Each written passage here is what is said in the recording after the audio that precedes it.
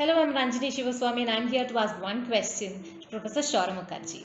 Professor Mukherjee teaches at IIM Bangalore in the area of organizational behavior and human resources. I've had the chance to sit in one of his classes and I must tell you, it's an incredible experience. He's deeply respected for his research and writing. He's also a marathon runner. He can even coach you to become a runner. Some of his seminal work is in the area of social entrepreneurship. If you have the time, you should be going and reading his case studies on Selco, on Vatsalya hospitals, on rural shores. These are organizations that have done good as well as done well financially. That's like cracking two tough nuts, while most organizations struggle to crack one.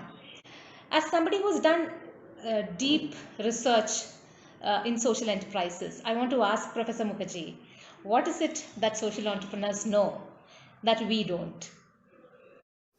Well, social entrepreneurs seem to be knowing a lot of things. But let me talk to you about three things which I always notice about them. First of all, they know why they are social entrepreneurs.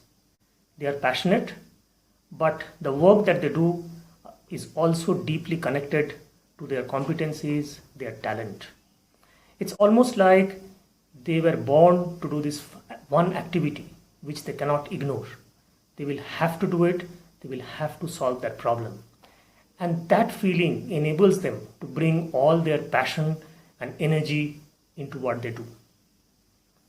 The second thing about them is they realize it is not going to be easy. It's going to be long, arduous, painful, and that's why they have to be very, very persistent.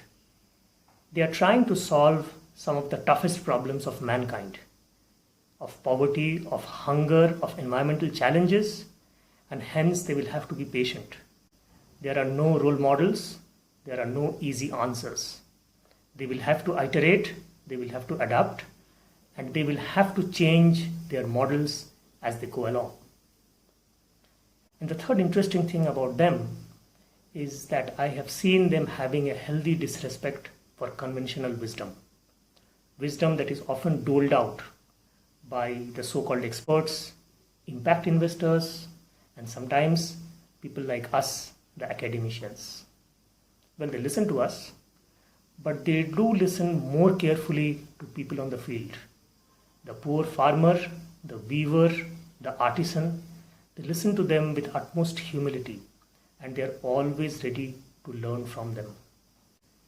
Because they do not respect conventional wisdom, they are able to do absolutely new things. For example, many of them will not care about scaling because they know that if they scale, they may not be able to hold on to the ideals of their organization. And that enables them to always, or rather very often, do the right things.